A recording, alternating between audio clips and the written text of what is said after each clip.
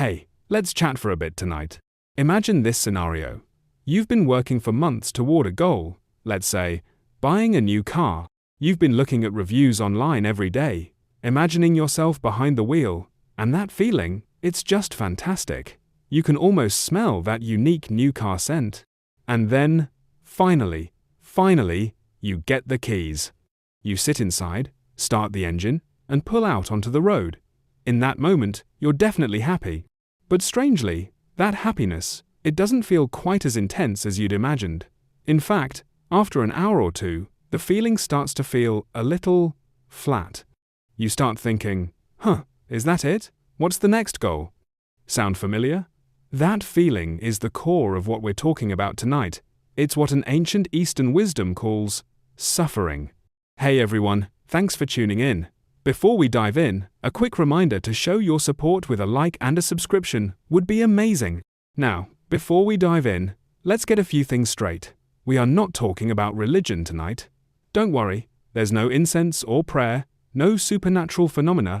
We're going to treat the Buddha as a kind of super genius, a philosopher, and a profound psychologist who lived 2,600 years ago. What's fascinating is that today, in the Western world, some of the smartest minds engineers in Silicon Valley, scientists are becoming obsessed with this way of thinking. And they've done something really cool. They've stripped away all the religious ceremony and left only the core philosophical ideas and a practical training manual for the brain. So, our goal tonight is to use plain English, and even some modern science, to hack into what the Buddha discovered all those years ago. You'll find that many of his claims were astonishingly accurate. We'll approach this like any other philosophy. We'll analyze it, question it, and even test it against our knowledge of evolutionary psychology. Our chat tonight is a three-part journey. We'll explore three concepts you've probably heard of but never fully understood, to see why this philosophy might just be true. Part 1. We'll start with the most basic concept, suffering. Where do our frustrations really come from? Part 2. We'll demystify that esoteric-sounding thing called meditation. Is it really just sitting there and thinking about nothing? Part 3. And this is the coolest, most mind-bending part. We'll try to finally understand that famously Zen phrase, form is emptiness. What on earth does that mean? Ready? Let's start with part 1. Alright, first question. Why are we never satisfied? The Buddha said that life is full of suffering, but that word, suffering, is a bit of a harsh translation. A more accurate word would be dissatisfaction. Sounds a little bleak, doesn't it? Is life just some kind of cosmic prank? Well, from the perspective of evolutionary psychology, yeah, it kind of island. You can imagine natural selection as a cold, ruthless computer programmer. Its one and only goal is to make sure we pass on our genes.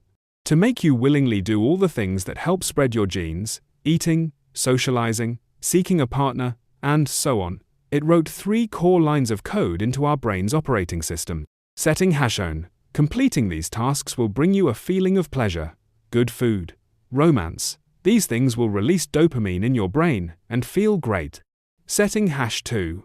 This pleasure must be temporary. It can never last for long. Think about it. If eating one great meal made you happy forever, you'd never bother to find another one, would you? The genes wouldn't get passed on, so the feeling of pleasure has to fade quickly to keep you chasing the next hit. Setting #3. Of the first 2 facts, your brain should be designed to focus intensely on the first one, chasing pleasure, while systematically ignoring the second one, pleasure is fleeting. If your brain was clearly aware that all the pleasure I chase is temporary by design, you might start questioning the point of it all and lose motivation. So, you see, natural selection doesn't care if you're happy. It just uses happiness as a lure, a carrot dangling just ahead of you, to trick you into accomplishing its ultimate goal of gene propagation. From the gene's perspective, this system is a brilliant success, but from our individual perspective, it's actually quite tragic. Our entire lives are spent chasing something. We occasionally get it, experience a brief moment of joy, and then immediately fall back into craving the next thing. We are designed for dissatisfaction. This mechanism has now been clearly demonstrated in scientific experiments. There's a famous experiment with monkeys. A monkey is in a cage with a light. Whenever the light turns on, the researcher gives the monkey a few drops of its favorite fruit juice. The scientist monitors the dopamine levels in the monkey's brain. A dopamine spike means the brain is experiencing pleasure. At first, it was straightforward. The juice entered the monkey's mouth, and then its brain released a big flood of dopamine. The juice brought the pleasure. But, after many repetitions, the monkey learned the pattern. It knew that light means juice is coming, and that's when something magical happened. The scientist discovered that in the moment after the light turned on, but before the juice was delivered, the monkey's brain was already releasing a massive amount of dopamine. The anticipation of the juice had become the source of pleasure. As the experiment continued, it got even stranger. The dopamine spike from the light got bigger and bigger, while the dopamine spike from actually drinking the juice got smaller and smaller. It was as if all the monkey's joy came from the expectation of the juice. When it finally got the real thing, its brain was basically saying, "That's it? And aren't we exactly the same?" Before we do something, we imagine how much joy it will bring: a promotion, a new gadget, a dream vacation. But when you actually achieve it, after that initial peak, there's often a feeling of emptiness. That is, suffering. You are designed to never be truly satisfied. What we think of as happiness is, in reality, a carefully engineered illusion. And it's not just that. Our emotional system is full of other software bugs. Bughasion. The software is outdated for the current hardware. For example, we are biologically programmed to crave sweet and fatty foods. In our ancient past, when food was scarce, this code helped us survive by packing in calories. But today, in our world of abundance, following that same code and craving donuts only harms our bodies. So, as the author Robert Wright says, the deep love you feel for a sugary treat is, in today's context, a false feeling. It's tricking you. Bughash 2. The system is prone to false positives. Picture this. An early human is walking in the wild and hears a rustling sound in the tall grass. What should they do? Now, 99% of the time, that sound is just the wind. But there's a 1% chance it's a tiger. Is that early human going to rationally analyze the probabilities and keep walking? Of course not. The correct survival response is, panic first, assume it's a tiger, and run away. This better safe than sorry fear response was incredibly useful in the ancient world. But today, that same code results in all kinds of anxiety. For instance, in a small tribal society, your reputation was everything. Being disliked could be a death sentence. So we are hardwired to be hyper-aware of what others think of us. But today, we live mostly among strangers, and most people don't actually care about you or notice you. Yet that ancient program is still running in our brains, making us constantly worry about the impression we're making. When you look at it this way, our emotions are filled with illusions. We think achieving something will bring lasting happiness, but the happiness is fleeting. We feel a deep love for sugar, but it's harmful to us. We worry all day about this and that, but most of it is our brain's false alarm system going haywire. So, the Buddha's insight from 2,600 years ago was spot on. Life is full of suffering, dissatisfaction, and most of our anxieties are illusory. The evolutionary program ensures our pleasure is brief, so we are never satisfied, that is, suffering. At the same time, our emotions don't always reflect reality, so our worries are often empty. Okay, so if our brains are wired with these illusions by natural selection, what can we do about it? Are we just pawns for our genes? Maybe there's a way to jailbreak the system, and that method might be meditation. All right, let's talk about meditation. When you hear that word, you might picture a monk on a mountaintop, or some mystical scene. But what we're talking about today is the type that's become incredibly popular in the West, known as mindfulness, or vipassana meditation. It's treated more like a tool for psychological training. Even companies like Google have dedicated meditation rooms for their employees, and its goal is very direct: to gain insight into how things really are, and to achieve genuine personal freedom. The instructions sound almost laughably simple. Step 1. Find a place to sit down. Any position is fine, as long as you don't fall asleep. Step 2. Focus on your breath. That's it. That's the whole instruction. And then you discover, this is one of the hardest things you will ever try to do. Because the moment you do nothing, your brain's default state is what's called the monkey mind. It's a constant, chaotic stream of thoughts, emotions, memories, and daydreams, jumping from one branch to another. We actually enjoy this state. Sometimes our best creative ideas come from this random wandering, but meditation demands the exact opposite. It asks you to tame that monkey, to make it sit still and just watch one thing, your breath. You might be thinking, isn't that just concentration? Not exactly. I can concentrate on reading a book, but my mind is following the author's train of thought. The concentration in meditation is more like sustained attention. It's about pinning your focus to a single, neutral point and holding it there, pushing away all other distractions. So what's the benefit of being able to do this? Our brain is made up of different modules. There's a find food module, a avoid danger module, a win social status module, and they are all products of evolution. They are constantly generating thoughts and feelings to compete for control of your consciousness. For instance, you're trying to meditate, and suddenly the anxiety module pipes up, "Hey, you haven't finished that report for tomorrow." And just like that, your attention is hijacked. The practice of focusing on your breath is about taking back the remote control to your own mind. It's like you're standing on a platform at Grand Central Station. All your thoughts and emotions are the trains, roaring past you, coming and going. Your job is to simply stand there, watch them, but not get on any of them.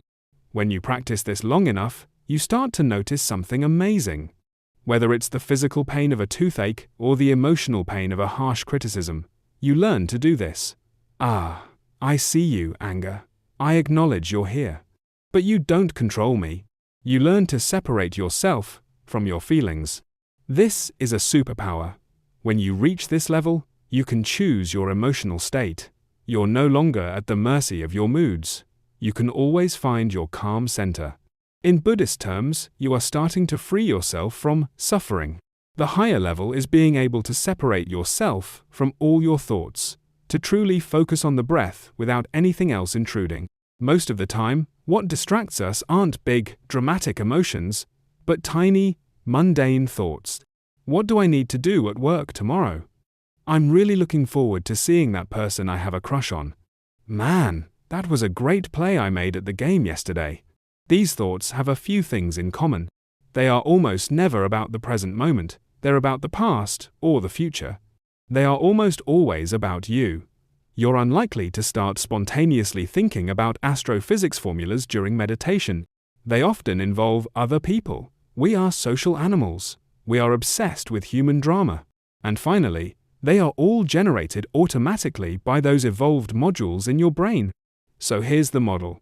Modules generate thoughts, which use an emotional hook to grab your attention and try to hijack your brain. How do you detach from them? The method is the same. When a thought appears, you acknowledge it without judgment. You create some distance from it. You don't follow it down the rabbit hole. And you gently return your focus to your breath. So, whether it's a strong emotion or a simple thought, the technique is never to suppress or crush it. It's to acknowledge its existence, allow it to be there, but refuse to be influenced by it. Reach the first level, and you can choose your emotions. Reach the second level, and you can choose your thoughts. Nothing can easily disturb or control you. This skill is incredible, but it is incredibly difficult to train. It's not about brute force. The whole practice is filled with wonderful paradoxes. Paradox has own. The harder you try to concentrate, the harder it becomes. You succeed by letting go of the striving for success. Paradox #2. The people who need meditation the most, like highly anxious people, are the ones who find it the hardest to do. Paradox #3. The more you try to reject or fight a thought or emotion, the more power it has over you. Paradox #4. The more you understand the truth that you don't control your emotions control you, the more you become able to not be controlled by them. In other words, if you start out thinking, "I'm in control," you're not. Only by admitting you're not in control can you take the first step toward genuine control. These paradoxes make meditation a challenging journey. If you don't believe me, just try it for 5 minutes. Okay, We've talked about the suffering of dissatisfaction and the meditation used to regain control of your mind. Both of these ideas point toward the ultimate concept in Buddhism: emptiness. Our anxieties are empty. Our emotions are empty. And for us, the most famous phrase related to this is, of course, form is emptiness. What in the world does this four-word phrase actually mean? The book's explanation is this: realizing the world is empty is good for you, because much of what you see in the world is an illusion, and it's an illusion you can actually step out of. That still sounds a bit cryptic, so let's break it down with a story. Robert Wright, the author of Why Buddhism is True, tells a story about his own experience. One time, he was at a silent meditation retreat. As everyone was sitting in quiet contemplation, a construction worker outside started up a chainsaw. The room was instantly filled with that horrible, grating noise. Wright's first reaction, like anyone's, was irritation, but he used his meditation practice. First, he acknowledged the feeling of annoyance. Okay, I see you, irritation. Then, he just observed the sound itself. And that's when something amazing happened. The sound was still there, but it seemed to lose its negative emotional charge. It was just a sound. As he kept listening, he even started to notice a rhythm in it. He could almost hear a kind of music in the chainsaw's roar. In that moment, he had his first direct experience of form is emptiness. Here's the breakdown. The sound of the chainsaw is just an objective reality, sound waves hitting his eardrum. That part is real. But when we hear a chainsaw, our brains automatically associate it with horror movies, with destruction, with danger. This subjective layer of meaning that we project onto the sound is what Buddhism calls form, se. And this form is something we create in our minds. It is, in a sense, empty of inherent reality. So, form is emptiness means the subjective meaning we project onto things is an illusion. Some people misinterpret emptiness to mean that nothing exists, that the world is a void. But most scholars agree that it's not the things in the world that are empty, but the connotations we layer on top of them. This idea is strongly supported by modern psychology.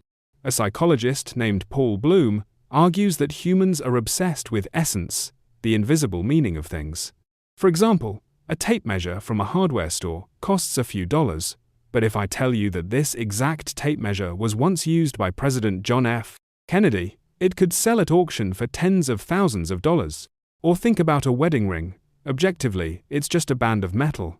But if you've worn it for 40 years, it's saturated with profound meaning for you. The history and the stories behind an object give it this extra meaning. Another psychologist, Robert Zajonc, went even further, arguing that we automatically assign feelings to everything we perceive. Take the letter K. If you associate it with playing cards, you have one feeling. If you associate it with the KKK, you have a very different feeling. The point is, we have an emotional reaction to everything. Why? It's natural selection again. It programmed us to make rapid judgments of good or bad about our surroundings to survive. If you heard a chainsaw and didn't feel a sense of alarm, you wouldn't be very good at avoiding danger. These subjective feelings that things trigger in us, that is the form we give them. So, if we accept that form is our subjective judgment of a thing's essence, modern psychology has discovered a few key properties of it. First, form is generated automatically. We can't help but label things tall, short, beautiful, ugly. Second, form is heavily influenced by stories. Why is the Mona Lisa so famous? Largely because of the stories surrounding it. Third, form is entirely subjective. As they say, 1,000 readers, 1,000 Hamlets. So, we are all walking through the world, wearing colored glasses. We are constantly projecting meaning onto everything around us. The world we see is a world saturated with form. Let me tell you another story about dandelions. When we first bought our house, the lawn was perfect. But because we didn't maintain it well, weeds started to pop up, like dandelions. I found them messy and would get annoyed and pull them out. One time, my parents were visiting from China. They saw me weeding and asked why I was pulling up the dandelions. They said, "Look, their little yellow flowers are a nice accent on the green grass. Isn't it pretty?" My parents, looking from the perspective of appreciating nature, saw beauty. I, looking from the perspective of maintaining a perfect lawn, saw a pest. So, is a dandelion a weed or a flower? Should it be allowed to grow there? You see, the meaning we project onto the world is subjective and contradictory. This form profoundly distorts our experience of reality. So, what would the world look like if we could take off those colored glasses? It would be a colorless world, and a colorless world would feel empty. One practitioner explained that as you deepen your meditation practice, you really do start to experience this emptiness. Your sense of form about the world begins to decrease. Of course, you still see everything. A chair is still a chair, but its presence in your mind is less charged, less heavy. Through practice, maybe we first sense that all things are empty, and then we lose our strong feelings about them. Or maybe we first reduce our subjective feelings, and then we sense that all things are empty. The cause and effect might be debatable, but the general principle is, to see things as colorless is to see them as empty. This practitioner mentioned two very clear experiences. First, when you realize this emptiness, and you look at the world again, what you see feels more real than before. Second, you realize that our preconceived feelings about things are, in fact, unreal. That is, form is emptiness. People often worry, won't this make life boring and meaningless? Actually, the idea is the opposite. The goal is to become more free. You're no longer a puppet of your automatic likes and dislikes. You become free to choose what you truly want to experience. By removing the interference of your subjective imagination, you can have a richer, more authentic experience of reality, and that, supposedly, leads to a much greater joy and happiness. All right, let's wrap up our chat for tonight. From the lens of evolutionary psychology, all our frustrations and dissatisfactions, all the emotional colors we paint onto the world, are just settings programmed into our brains by natural selection. The goal was never our happiness, but the propagation of our genes. Anything that seems to help our genes, we label good, and we crave it. Anything that seems to hinder them, we label bad, and we hate it.